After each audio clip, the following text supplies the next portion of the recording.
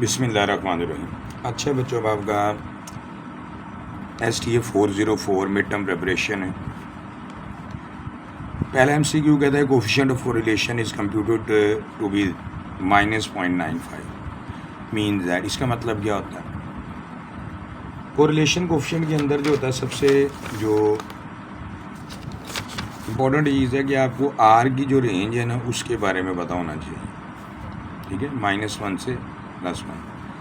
अगर R की value -1 है तो इसका मतलब क्या है कि अगर X बढ़ेगा जिस रेशो से, तो Y उसी रेशो से कम हो जाएगा। अगर इसमें 50% का इजाफा हुआ है तो इसमें भी 50% की कमी हो जाती है। ये एग्जैक्ट है R की वैल्यू -1 होने का मतलब। और अगर वैल्यू जो है -1 के करीब होगी तब भी आलमोस्ट यही मीनिंग होता है। और R की वैल्यू अगर +1 है तो इसका मतलब है कि जितने % X में इजाफा होगा उतने % Y में भी होगा। ठीक होगा। इसी तरह R की वैल्यू 0, इसका मतलब क्या होता है? तो भाई X की वैल्यू अगर बढ़ रही है तो Y जो होगा वो क्या होगा? चेंज नहीं होगा। ये इसकी मीनिंग है। यहाँ पर इसका मतलब है कि ये रिलेशनशिप जो है ना स्ट्रॉन्ग है लेकिन नेगेटिव है। विच of the following equation shows the correct form of the partitioning operation. Partitioning कहते हैं आपके पास टोटल सम्स ऑफ स्क्वायर्स जो है, ठीक है, और ये उसके बाद दो हिस्सों के अंदर आता है। ठीक है, SSR और SSE, ठीक है, यानी रिग्रेशन सम्स ऑफ स्क्वायर और error sums of square. The correlation coefficient is used to determine. इसके डिटरमिन क्या किया जाता है? स्ट्रेंथ देखी जाती है कि X और Y में रिलेशनशिप की स्ट्रेंथ है क्या। Which of the following would not allow you to calculate a correlation. ठीक है, क्योंकि आप जो कोरिलेशन पढ़ते हैं R, ठीक है, तो ये लीनियर के लिए डिफाइंड है, कर्वलीनियर के लिए नहीं है। ठीक है, यानी ये स्ट्रेट लाइन वगैरह यूँ हो ग्राफ, या फिर ग्राफ यूँ हो, इसके लिए होता है।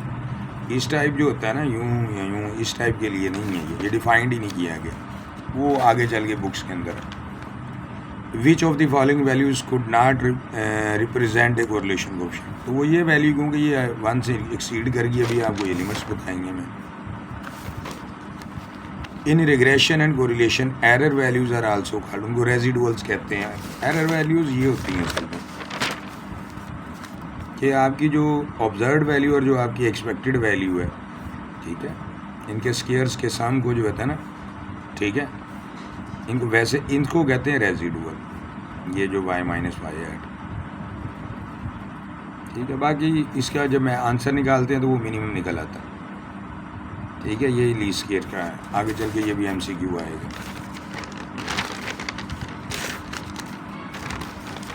नेक्स्ट वो कहते हैं इन रिग्रेशन है, अगर SSE ये है, SSR ये है, then what is the value of coefficient of determination. वो उसका फार्मूला आपकी बुक में दिया हुआ है, वो अप्लाई करोगे इनकी मदद से वो निकल आता है। फार्मूला इसका जो दिया होता है वो है SS आपको दिया होता है E और SSR, इनको डिवाइड कर देंगे आपस में, ये आ जाएगा।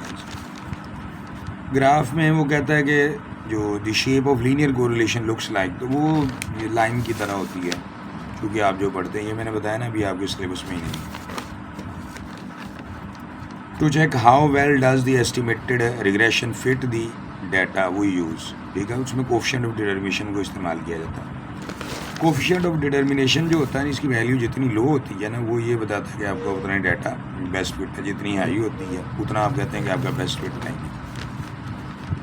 सिंपल लीनियर रिग्रेशन में दो वेरिएबल्स हैं X और Y। कहता है the value we would predict for the dependent variable when the independent variables are equal to 0 is called, तो इसको इंटरसेप्ट कहते हैं।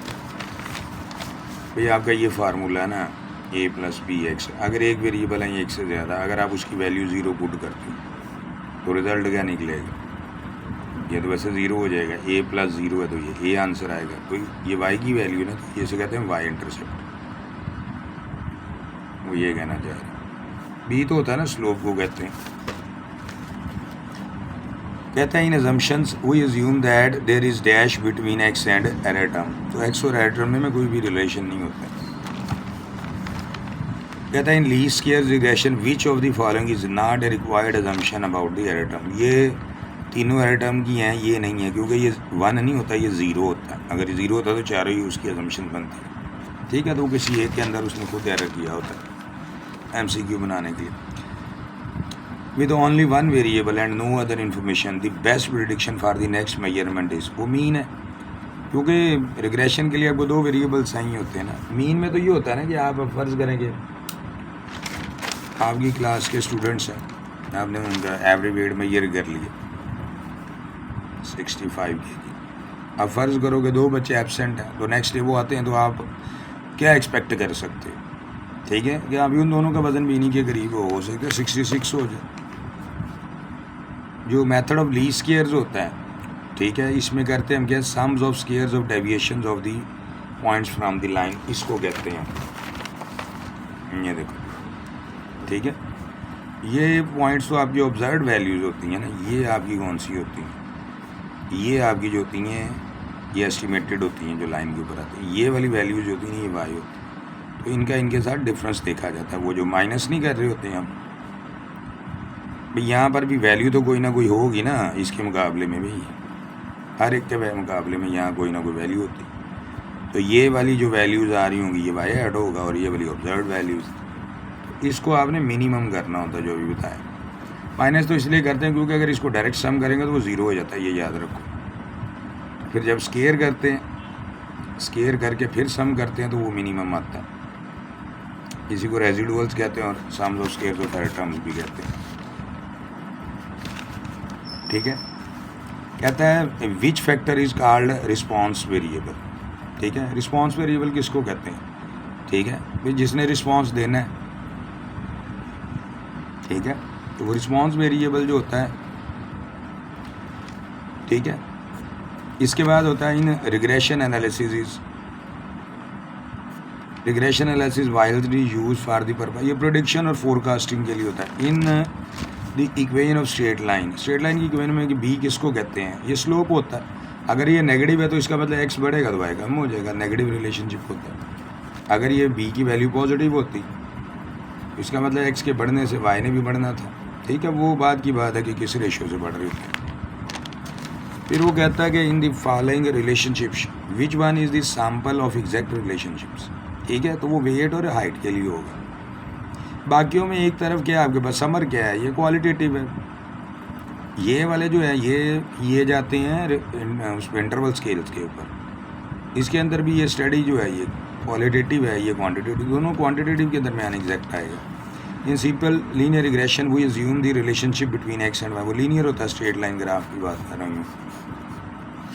बाकी बेटे आप लोगों के लिए ये कि ऑनलाइन अकेडमी है, ठीक है, मेल फीमेल के लिए अलग अलग ग्रुप्स होते हैं, लिंक्स डिस्क्रिप्शन में दिए हुए हैं। बाकी आप लोगों के लिए फीचर्स हैं सारे, ये 2 नंबर्स हैं, इन पे आप कांटेक्ट कर सकते हैं। BS मैथमेटिक्स है, BS इकोनॉमिक्स में ये जो मैथ्स है, इकोनॉमेटिक्स के पेपर हैं, इनको डील किया जाता है, और BS CS, ठीक हो गया। God bless you.